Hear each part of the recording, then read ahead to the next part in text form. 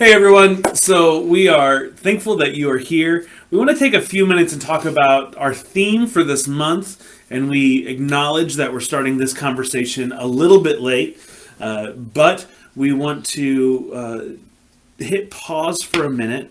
And this entire month, we're going to talk about boundaries and expectations.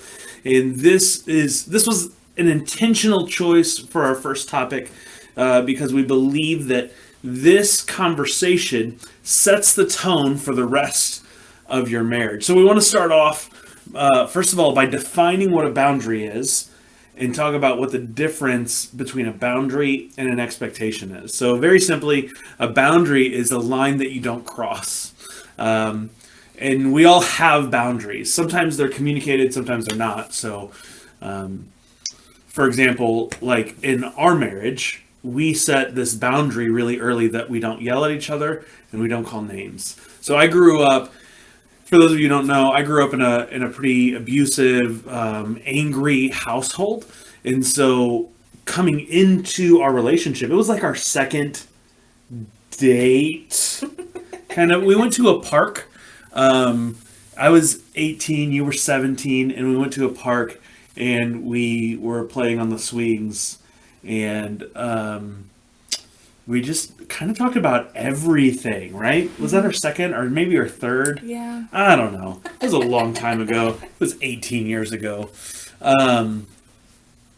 So I set, that was an important boundary for me. Another boundary that I had was if I get angry and I need to walk away, you need to let me walk away. It was more important for me to be mad and remove myself from the situation to calm down than it was to like stay in the fight, so to speak, which is a terrible way to think about it, but that's really kind of what it was, right? So those are boundaries. Boundaries are really important because they let us know the threshold that we can't go past. They let us know exactly how far we get. And so when we talk about boundaries, we have to talk about guardrails too, and we're going to get to that here in a minute. The other part that we're going to talk about this month are expectations. So a boundary is a thing you don't cross. An expectation is a standard that has been communicated, right? So I expect, what's a safe expectation to talk about right now? We can talk struggling. about... Well, we'll get into it here in a second. So an expectation is just this standard that you've communicated that you have. And truthfully, we're going to start our conversation today with expectations.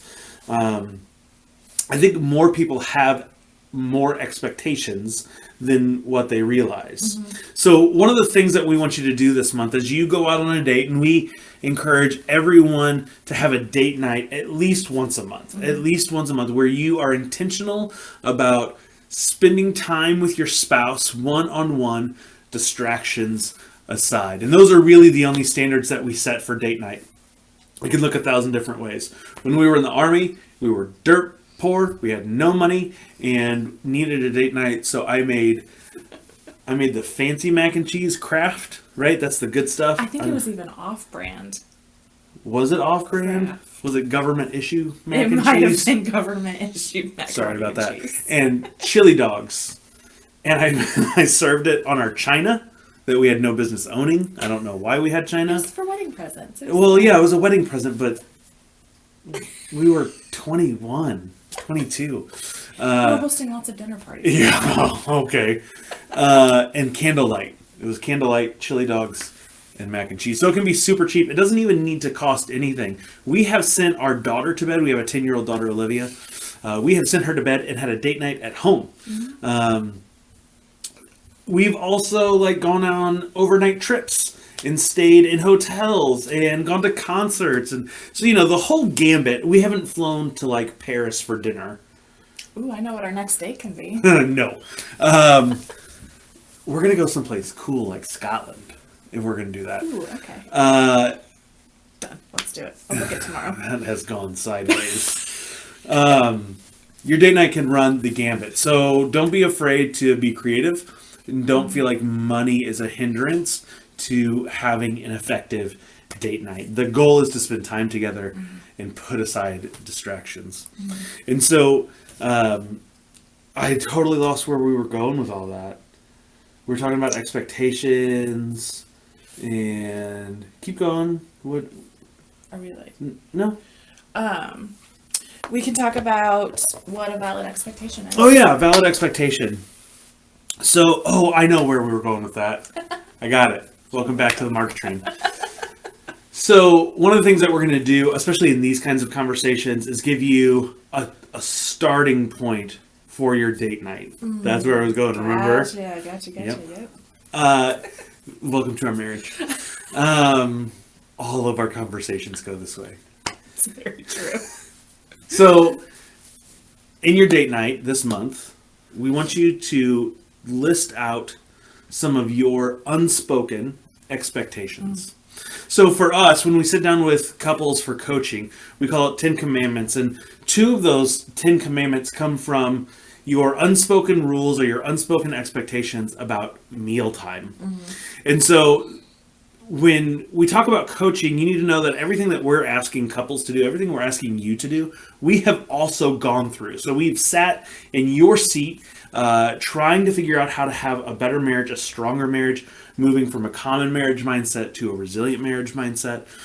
And so we sit down and it's separate from each other. We didn't do this part together. Right. We write out these unspoken expectations. You got to sit down and think about it. I want you to write out 2 expectations that you have for mealtime.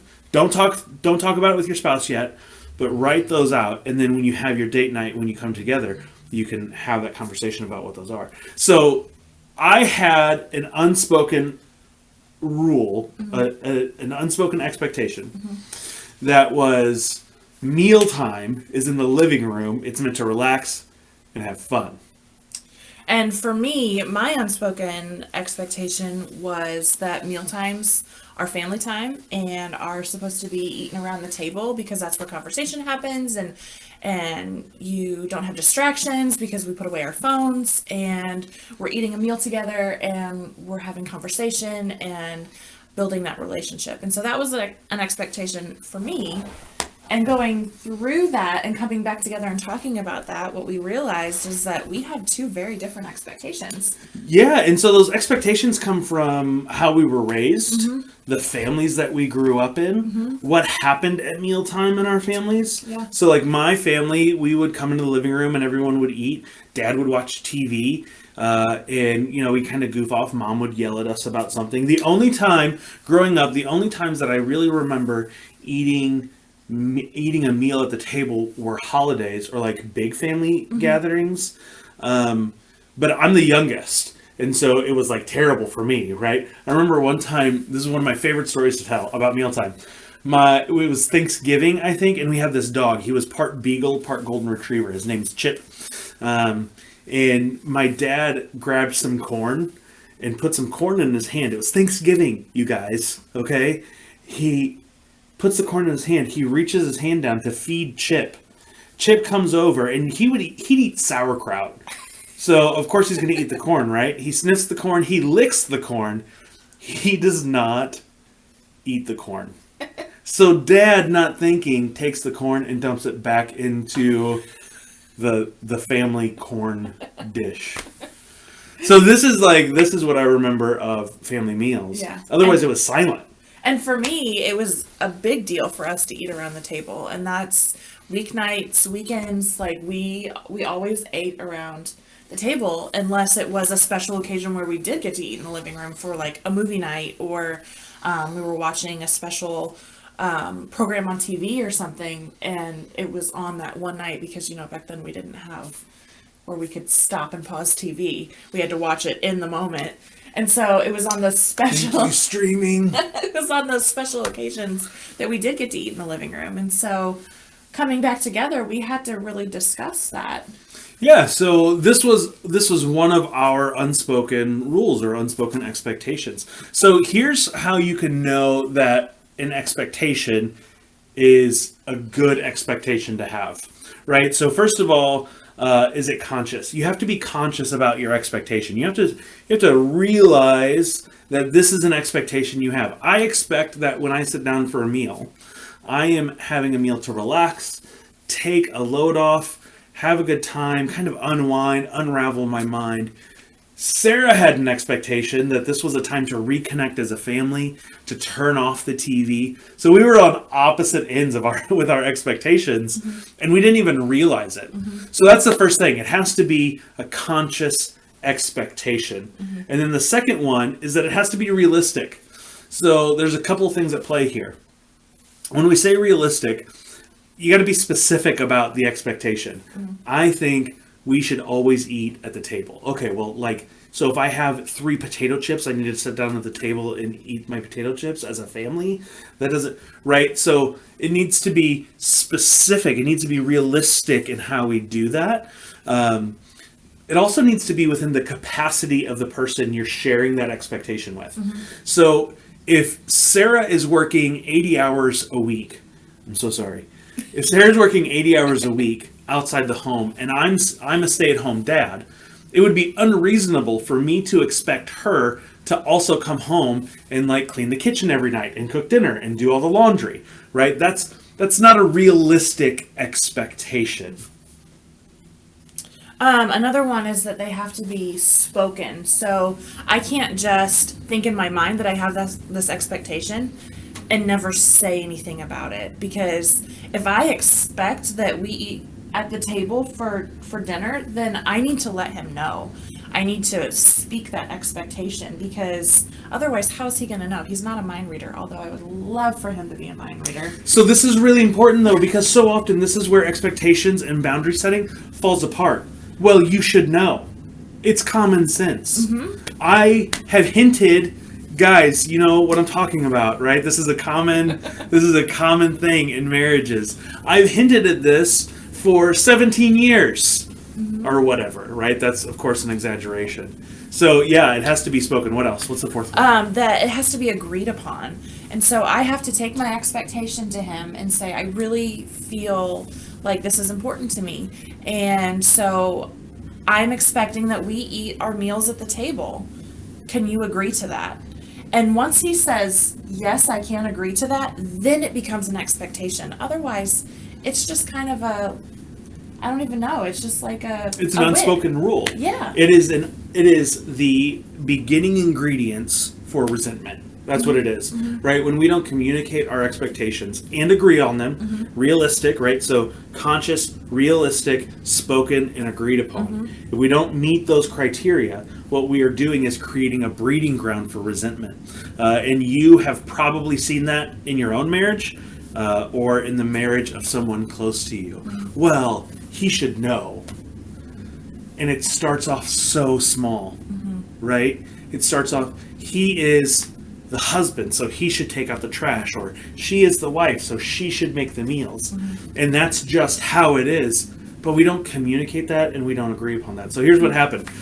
We came together afterwards, and I was like, you eat meals in the living room. And she was like, no, you eat meals at the dining room table. And we had a big fight, and there was yelling and screaming. No, there wasn't. And there was no, there wasn't. Because we already had this boundary. That we weren't going to do that, right? So we had to come to a compromise. And so during the weekends, usually Friday, always Saturday, always Sunday, unless we have company. That's an exception. Yes. An exception to the expectation for the boundary. We eat in the living room, and then Monday through Thursday, we eat at the dining room table. And it took some time. Now, listen, there are times where Sarah's like, I don't want to eat at the table. I just want to sit in silence and eat my food. And so I'm like, oh, okay. And we'll come into the living room. Or if we haven't been together as a family, sometimes our schedule just has us running in 1,000 different directions. And in that case, we, on a Saturday, will say, you know what, let's eat at the table. Also, if it's really messy, that's the other standard. Because we've had one of those weeks where we're running in 1,000 different directions. Right, yeah, and we're so... to sleep and put our stuff. Right, exactly. So if the dining room table's full, Or if we're having like sloppy Joe, that is not a living room meal. That is a dining room meal. So that's important to understand about expectations. So when we talk about expectations, expectations lead to boundaries. And boundaries are helpful for us because they give us a line that we don't cross. So one of the questions that I love to ask a couple who are looking at getting married is, what would it cause for you to get divorced? And nobody likes to have that question, right, when we're young and in love. But this sets the stage early on, and chances are you have boundaries. Don't cheat. But I'm curious, have you defined what it means to cheat? Because different people have different rules and ideas of what that boundary actually looks like. And so if Sarah has a different boundary of not cheating than I do, we see a lot of couples who struggle in their marriage because one of the spouses is having an emotional affair. There's an emotional cheating that happens. And that sometimes, quite frankly, is more damaging than a physical affair. And so here's the key to this, okay? You talk about your expectations. You write out your expectations apart from each other, your unspoken rules. Write out 2 unspoken rules, maybe things that you have never said, hey, I think we should always eat in the living room. 2 unspoken rules about mealtime for you, and then your spouse should do the same thing, and then you come together and say, okay, well, what were yours and what were mine? Now you can find the compromise. And here's the key, right? This is something you'll hear us say a lot. Outside of the conversation in the moment, right? So don't come to your spouse with your expectations while your expectations are not being met. That's how we fight. That's how a fight starts, right? Right. And so that's going to be really important. The other part of this are boundaries. So when we talk about boundaries, Sarah and I were driving back from St. Louis over Christmas, and there was like an ice storm that had come through just the night before. And the boundary for the highway, as I'm sure you know, is the median, right? There's a median. And usually in the median, there's a guardrail of some sort. In fact, there's multiple guardrails. Have you ever noticed that? There's a rumble strip, okay? And then there's also in the median, there's the metal barrier or cement barrier, depending on where you're driving, to keep you from getting into the other lane, to keep you from crossing that boundary completely. So we saw like, a ton of tractor trailers that had hit ice, jackknifed, and gone into the median and hit the guardrail. And I'm telling you, I've like completely turned around, hit them head on. And you know, if you've driven on ice, you have no control. But that guardrail stopped them. So guardrails come back from your boundary, whatever your boundary is, that hard thing that is non-negotiable. And just like expectations, we have to communicate them. They have to be realistic. They should not be controlling. They should not be abusive. They should not be dictator-like, right? But the guardrail steps back from that boundary and says, this is the danger zone. This is the thing that you need to be aware that something bad is going to happen. And so this can look a lot of different ways. I know lots of couples who, if cheating is the boundary, right? A physical affair is the boundary that we don't cross.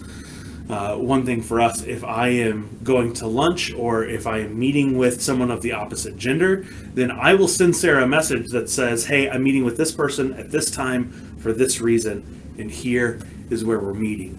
And then I will let her know, hey, I'm done with my meeting with such and such.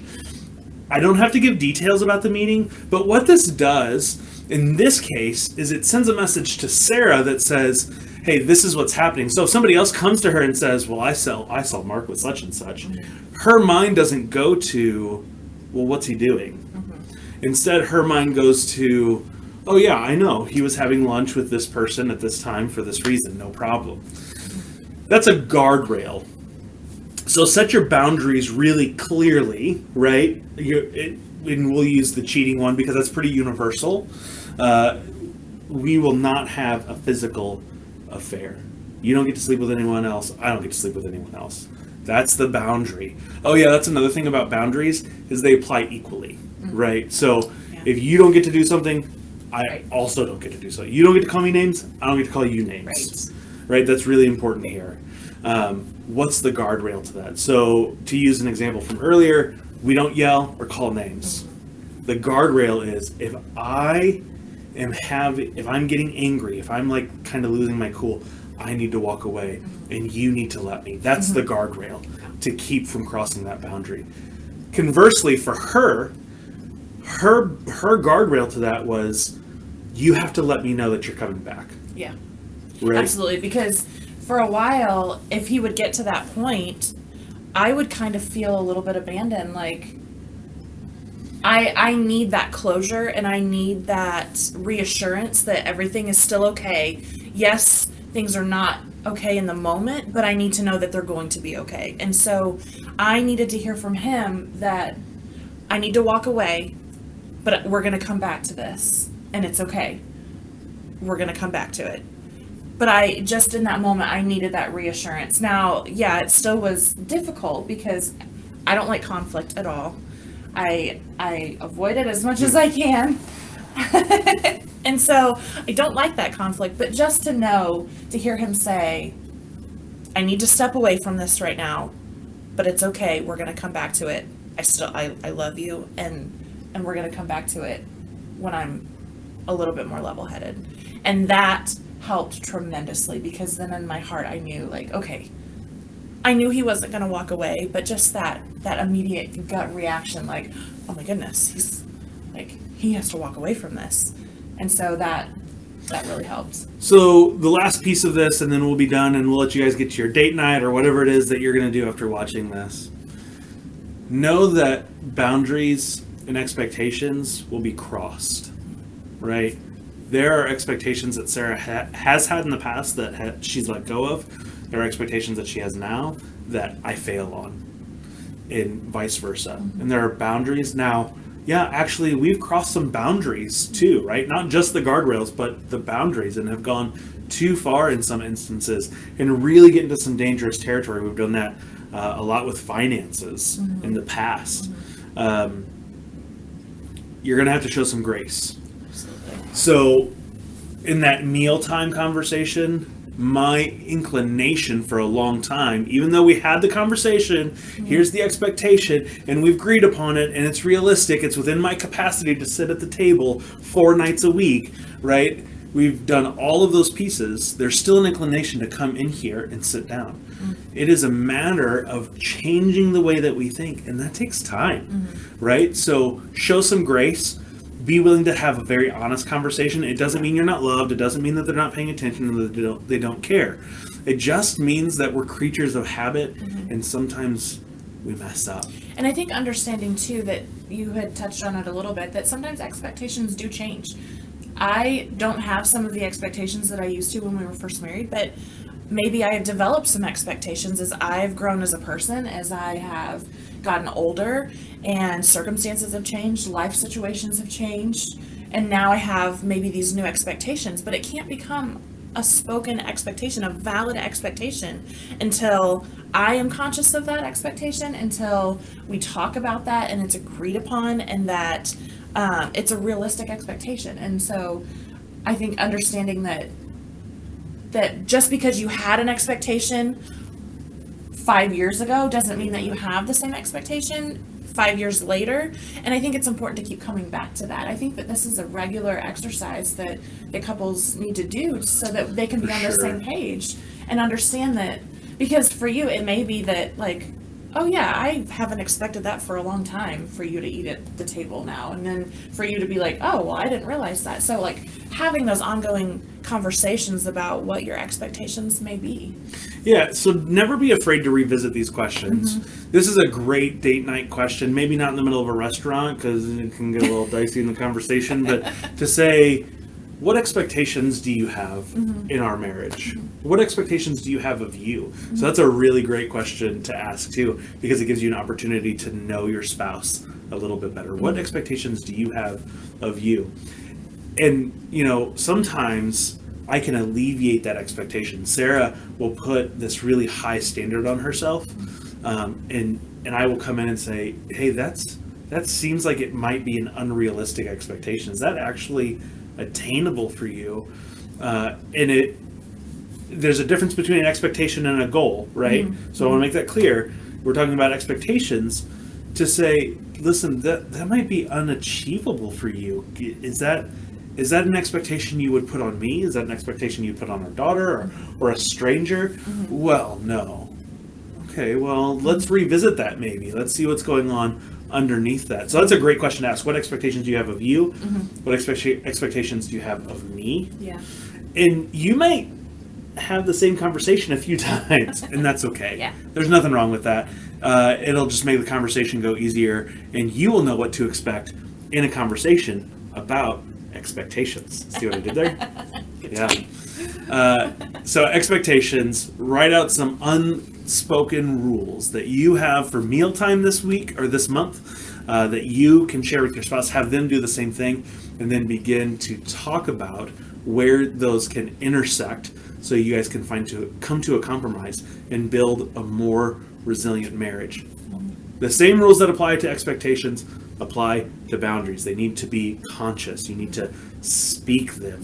They need to be realistic, and they need to be agreed upon. And I know that having a boundary in a marriage that you've never talked about before and trying to agree upon that boundary can be really difficult. I get it. And I think that it's important to understand too that because something is important to me doesn't mean it's as important to you. But you being my husband have to kind of dial into what I'm feeling and understand that it's important to me. Right. And so kind of come to an understanding for you that yes, this is important to her. So maybe I could try a little bit to understand where she's coming from, and vice versa. If something is really important to you and I don't get it, still kind of trying to understand where he's coming from and maybe kind of changing my mindset just a little bit to really understand why this is so important to him. I think that is such a huge thing. And so as your spouse shares an expectation or a boundary with you, you can begin asking yourself, do I understand what they're saying to me? And a great way to do that is to say, okay, what I hear you saying is, and then fill in the blank. Is it realistic? Is this something that I feel like I can achieve? So if I'm working 80 hours a week and Sarah's at home with our daughter, and she's like, well, I expect you to cook dinner 7 nights a week. If I don't feel like I can realistically do that, I need to lovingly, respectfully, but clearly communicate, I don't think that's reasonable boundary or expectation. And then we agree upon whatever that is. Those same rules, those same guidelines apply to both boundaries and expectations. Yeah. So go through that with your spouse this month, and you're going to hear from me individually, you're going to hear from Sarah individually, and then we'll come back together at the end of the month to kind of dive into this some more. We're going to share lots of resources about setting boundaries, communicating expectations. We would love for you to leave a comment in the video. What kind of crazy unspoken expectations do you come up with, like we always have tacos on Tuesday? That, I don't know, that might be your thing. It's not a bad thing. I love tacos. But we would love to hear from you. If you need help having this conversation, please let us know. We'd love to sit down with you and your spouse to begin to have a conversation about how we set expectations and boundaries. Thank you guys so much for tuning in for this video, and we can't wait to hear from you. Have a great day.